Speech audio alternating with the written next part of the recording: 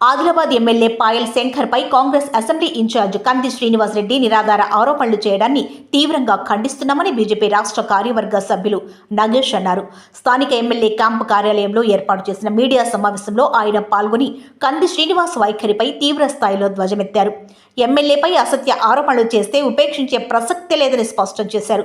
శాసనసభ ఎన్నికల్లో ఘోరంగా ఓడిపోయిన కంది శ్రీనివాసరెడ్డి ఓటమిని జీర్ణించుకోలేకపోతున్నారని ఎద్దేవా చేశారు. ఈ ప్రెస్ మీట్లో బీజేపీ నాయకులు దినేష్ మటోలియా, గటిక క్రాంతి, మోహన్ అగర్వాల్, సురేందర్, రవి, టింకు, రాజు తదితరులు పాల్గొన్నారు. మొన్న జరిగినటువంటి శాసనసభ ఎన్నికల్లో పాయల్ శంకర్ అన్నపై ఘోరంగా ఓడిపోయినటువంటి కంది శ్రీనివాసరెడ్డి ఇంకా నువ్వు ఓటమిని జీర్ణించుకోలేకపోతున్నావు. ఆల్రెడీ ఆదిలాబాద్ నియోజకవర్గ ప్రజలు నీకు ఓటుతో బుద్ధి చెప్పి నువ్వు పక్కా పాగలగానివే, నువ్వు కేఏ పాల్వే అని చెప్పేసి నిరూపించిన ఇంకా నువ్వు లేనిపోని ఆరోపణలు చేస్తున్నావు. ఇది రాజకీయాలలో మంచిది కాదు. నువ్వేమంటున్నావు? కంది శ్రీనివాసరెడ్డి నిన్న పాయల్ శంకర్ని పాగల్ శంకర్ అంటున్నావు. అసలు ఆల్రెడీ ఆదిలాబాద్ నియోజకవర్గ ప్రజలు నిన్ను కేఏ పాలని ఎప్పుడో నీకు పేరు పెట్టేసిండ్రు.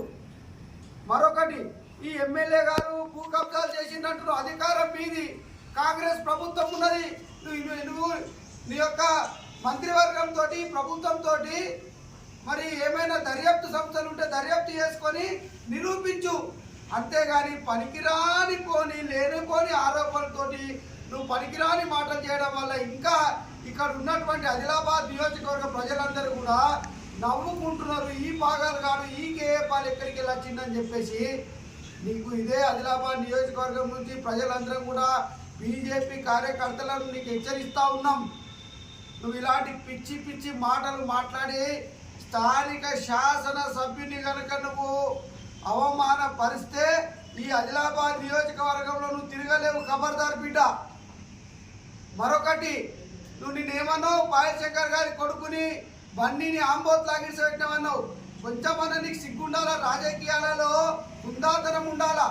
ఏమైనా విమర్శిస్తే దానికి ఒక అర్థం అనేటువంటి ఉండాలా? నువ్వు విద్యావంతునివి, నువ్వు అమెరికా నుంచి వచ్చినావు అంటున్నావు కదా. నువ్వు మాట్లాడేటువంటి మాటలు ఆ యొక్క చదువుకున్న వాళ్ళు మాట్లాడినటువంటి మాటలు లాగా లేవు.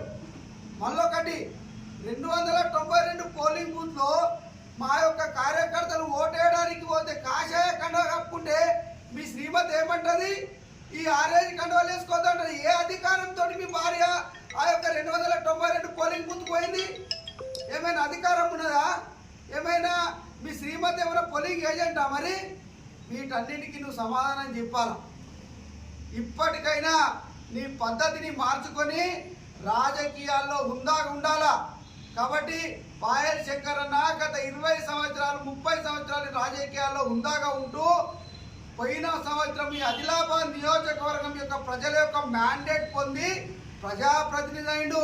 నువ్వు జిందగీలో ఈ తరం కాదు, ఇంకో 3 తరాలైనా నువ్వు ఏ ప్రజాప్రతినిధి కావు.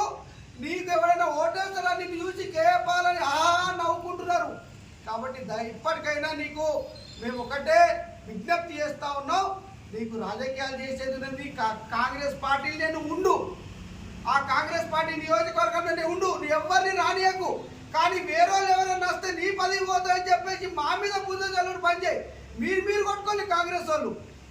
బుద్ధిని మాకెందుకు కంటిస్తున్నావు? మాకు మస్తు మంది కార్యకర్తలు ఉన్నారు. మేము ఎవరితో కొమ్మకాయ లేదు. మొన్న అమెరికా నుంచి వేరే రాష్ట్రాల నుంచి ప్రజలు వచ్చేసి నరేంద్ర మోడీ ప్రధానమంత్రి కావాలని చెప్పి జై శ్రీరామ్ అని చెప్పి కమలం పువ్వు కొట్టేసిండ్రు. ఈ జూన్ 4 నాడు మళ్ళా ప్రధానమంత్రి నరేంద్ర మోడీ గారు అవుతున్నారు. ఈ ఆదిలాబాద్ పార్లమెంటు నుంచి గోడం నగేష్ గారు భారీ మెజార్టీతో గెలవబోతున్నారు.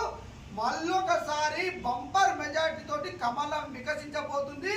మీరు ఈ తరం కాదు, ఇంకా 3 తరాలైనా కానీ కాంగ్రెస్కు ఆదిలాబాద్లో చోటు లేదు.